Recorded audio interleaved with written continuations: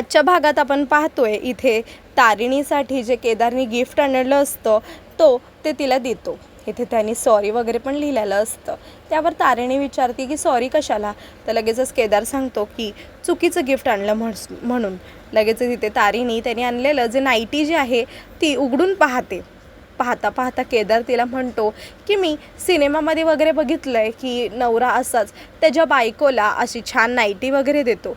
तेव्हा तारिणी त्याला म्हणते की तुम्हाला हे दिलंस तरच त्याच्यासाठी थँक्यू, पण मात्र कसं आहे मला ह्या गोष्टीची सवय नाही आहे घालायची, कधीच मी हे असं कधी घातलं नाही आहे आणि मला थोडं अनकम्फर्टेबल फील होईल।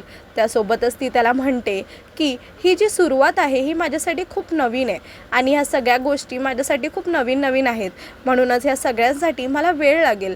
आपण जसं मैत्रीला आपल्या समजून घेतलं, वेळ दिला, तसंच आपण आपल्या प्रेमाला नात्याला वेळ देऊया, म्हणजे कसं सगळ्या गोष्टी ह्या सॉर्टेड होऊन जातील आणि आपल्याला सुद्धा समजेल की नेमकं आपला हे जी गोष्ट आहे ही कशी चालणार आहे पुढे। त्यासोबतच इथे तारिणी म्हणते की आता ही नाईटी जी आहे ती मी तुला पुन्हा देणार नाही, कारण ही माझ्या नवऱ्याने दिलेली मला पहिली भेट आहे, म्हणून ही मी नेहमी माझ्याकडे जपून ठेवणार, जरी मी घालत नसले तरीसुद्धा। मग ती त्याला म्हणते की आता ही राहू दे माझ्याकडे। असं म्हणून इथे केदार जो आहे त्याला आता कळतं की उद्या तारिणी ही वटपौर्णिमेची पूजासाठी व्रत धरणार आहे आणि पूजासुद्धा करणार आहे। ती त्याला म्हणते की मी तुला आता 7 जन्मांसाठी आता रिन्यू करून घेणार आहे, एवढं मात्र लक्षात ठेव। लगेचच इथे केदार म्हणतो की 7 नाही, पुढचे सगळे जन्म। इथे तारिणी ही मस्तपैकी तयार वगैरे होत असते, कारण ती आता वटपौर्णिमेची पूजा करायला जाणार असते। केदार मात्र तिला पाहतच राहतो, कारण ती खूपच जास्त सुंदर दिसत असते। केदार हा तिला आता साईडला बसवतो आणि त्यासोबतच तिला म्हणतो की काहीतरी ह्याच्यामध्ये कमी आहे, असं म्हणून तो तिला पुन्हा आरशाजवळ नेतो आणि मस्तपैकी तिच्या डोक्यामध्ये गजरा माळतो। इथे केदारला आता तिला तिच्या नजरेपासून दूर जाऊनच द्यायचं नसतं। तो मात्र तिला म्हणतो की तुला माहिती आहे का मला कसं वाटतंय, मला असं वाटतंय की तुला असंच माझ्यासमोर असं कायमचं बसू आणि तुला असंच पाहत राहू, कारण तू इतकी सुंदर दिसतीयस, असं म्हणून तिला तो सांगत असतो। इथे तारिणी म्हणते की केदार अरे मला जाऊ दे, कारण की सगळेजण बाहेर वाट पाहत आहेत। तर लगेचच इथे केदार म्हणतो की थोड्या वेळ थांब ना, थोड्या वेळासाठी काहीच होणार नाही। सोबतच इथे केदारला आता तिला जाऊनच द्यायचं नसतं, पण बाहेरून आता काकूंनी जोरात आवाज घातलेला असतो, त्यामुळे आता तारिणीला जावंच लागणार असतं, म्हणून तिथे केदारला साईडला सरते आणि जाते। केदारला मात्र वाईट वाटतं। इथे बाहेर सगळ्याच बायका म्हणजे सगळेच जण हे आता पूजेची तयारी करत असतात। इतक्यातच तिथे तारिणी वगैरे येते आणि त्यांच्यामध्ये पुन्हा पूजेची तयारी करायला त्यांनासुद्धा मदत करत असते। इथे तारिणी ही त्यांना म्हणते की सॉरी मला थोडा उशीर झाला म्हणून। लगेचच काकू म्हणते की तुला का उशीर झाला हे मात्र मला कळतंय तुला बघून। लगेचच इथे तारिणी म्हणते की तो केदार पण आहे ना। लगेचच इथे आता काकू तिला विचारते की काय झालं केदार, सोडत नव्हता ना तुला, असं म्हणून इथे निशी म्हणते की हो मला तर सगळी पूजा कशी वगैरे करायची माहिती आहे, मी कालच व्हिडिओ वगैरे बघितला आहे। तर तारिणी म्हणते की तू चुकीचा व्हिडिओ बघितला आहेस ताई, असं म्हणून तारिणी आता सगळ्या गोष्टीही तिला करायला मदत करते। त्यासोबतच तिला म्हणते की हे सगळं आपल्या पारंपरिक गोष्टीमध्ये आहे। मी माझ्या आईसोबत नेहमी लहान असताना वटाची पूजा करायला जायचे आणि तांब्या धरून तिथेच बसायचे आणि माझी आई काय काय करायची ह्या सगळ्या गोष्टी मी फक्त पाहत बसायचे, असं म्हणून इकडे तारिणी जी आहे ते सांगत असते। इतक्यातच आता इथे इरा जी आहे आणि कौशिकी ह्या मात्र सगळ्यांबद्दल बोलत असतात की सगळेजण या किती छान दिसत आहेत ना, आणि इथे मामी किती सुंदर दिसतीये, असं म्हणून लगेचच आता निशीला त्रास होतो। निशी म्हणते मी पण आहे बरं इकडे, असं म्हणून ती म्हणते की तू पण मामीच आहेस ना, तू पण छानच दिसतीये। तारिणीसुद्धा आता निशीचं कौतुक करते। इतक्यातच इरा ही कौशिकीला म्हणते की तू पण मंगळसूत्र घाल आणि तू पण पूजा कर। तर इथे आता जी रेवा आहे ती मात्र म्हणते की अगं असं काय करतेस, ती म्हणतीये की कौशिकी ताईला ती पण जाऊन वडाची पूजा वगैरे करायची, पण हे कसं पॉसिबल आहे, तिला तिचा नवरा तर ह्याच जन्मी नको आहे, तर पुढचे 7 जन्म तरी ती कशाला मागेल, असं म्हणून तारिणी ही तिला म्हणते की असं राहू दे अगं, त्यांना जेव्हा वाटेल तेव्हा ते करतील, तू मध्ये बोलायची काही एक गरज नाही आहे, असं म्हणून ती तिला साईडला सरते।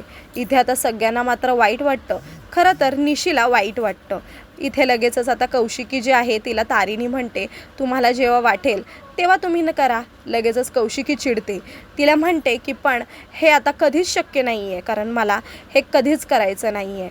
इथे आता तारिणी ही काकूलाच म्हणते, मी या घराची मोठी सून आहे, तर मात्र मी सगळ्या गोष्टी ह्या करू शकतेच ना, कारण काकूनीच मला तसा हक्क दिला आहे. असं म्हणून इथे तारिणी ही आता रेवाला बोलून दाखवत असते. इथे कौशिकीला वाईट वाटतं. कौशिकी म्हणते की मला कधीच ती वडाची पूजा करण्यामध्ये इंटरेस्ट नाही आहे. असं म्हणून आता कौशिकी ही मात्र तिथून निघून जाते. इथे आता तारिणी ही तर मात्र तिच्याच विचारात असते की नेमकं काय बोलायचं ते. दुसरीकडे गँग जी आहे ती त्या माणसाच्या शोधात असते. तिथे आता फातिमाला तो माणूस दिसतो. फातिमा जी आहे ती तिची टेक्निक लावून आता त्या माणसाचा चेहरा बघायचा प्रयत्न करते. इतक्यातच त्याचा चेहरा दिसतो, तर सगळी गँग जी आहे ती एकत्र मिळून त्या माणसाला पकडायचा प्रयत्न करते. तो माणूस तोच असतो ज्याला युवराजनी ॲज अ आय विटनेस म्हणून सगळ्यांसमोर आणलेलं असतं. सगळी गँग ही आता त्याला पकडण्याच्या मागे असते. इतक्यातच सगळेजण एकत्र मिळून त्याला पकडून घेतात. दुसरीकडे आता नमाने केदारला कॉल केलेला असतो. केदारला वाटतं तिला तर त्यांनी चुकीचंच कॉल केला आहे म्हणून, पण तिने खरंच त्याला एक गोष्ट सांगायला कॉल केलेला असतो की आता सुमीने तुमच्या दोघांचा मस्त फोटो मागितला आहे बरं. ती यात्रेला गेली आहे तेव्हा ती सांगते की तारिणी ही पूजेची तयारी वगैरे करते आहे. तर तारिणी ही मस्तपैकी पूजेचं ताट जे आहे ते खरत असते. इथे केदारला सांगितलं असताना मानी की मला सुमीनी सांगितलं आहे तुमच्या दोघांचा मस्त जोड्याचा जो फोटो आहे तो पाठवायला, कारण तिला पण कळलं पाहिजे की नेमकं तारिणी दिदी ही कशी दिसते म्हणून, आणि त्यासोबतच तू पण किती हँडसम दिसतोयस. नेमका तू पण सुमीवरच गेला आहेस कस नाटकी करण्यामध्ये. दोघंजणं एकत्रच सारखेच आहात म्हणून तारिणीबद्दल सारखेच विचार करता आणि सारखेच बोलता. असं म्हणून इथे केदार आणि नमाची एक गोष्ट चालली असते. इथे केदार आता टेन्शनमध्ये येतो आणि म्हणतो की आता हिला फोटो कसा पाठवायचा म्हणून. तर त्याला पण खरं तर मनामध्ये इच्छा असते की मला पण तारिणीसोबत एक फोटो हा काढायचा आहे. दुसरीकडे गँग जी आहे तिने त्या माणसाला धरलेलं असतं आणि त्याच्याकडून सगळ्या गोष्टी ह्या काढून घ्यायच्या प्रयत्नात असतात. तेवढ्यात तो माणूस ह्याला सगळ्या गँगला समजतं की तो पार्टीमध्ये होता आणि त्यासोबतच त्याला आता घाबरवतात की त्या माणसाला मारून टाकायचं आहे म्हणून त्याच्याकडून सगळं बोलून काढण्यात. इथे आता सगळेजण हे पूजेच्या तयारीत असतात, तर मागून केदार हा आता झेंडूचं फूल हे मारतो. तर इतक्यातच जेव्हा ते झेंडूचं फूल तारिणीला मारतो, पण ते तिला न लागता काकूंना लागतं. काकूला दिसतं आता केदार तिथून फूल मारतोय म्हणून. इथे आता त्यांची मोठी काकू जी आहे ती त्याच्यावर चिडते.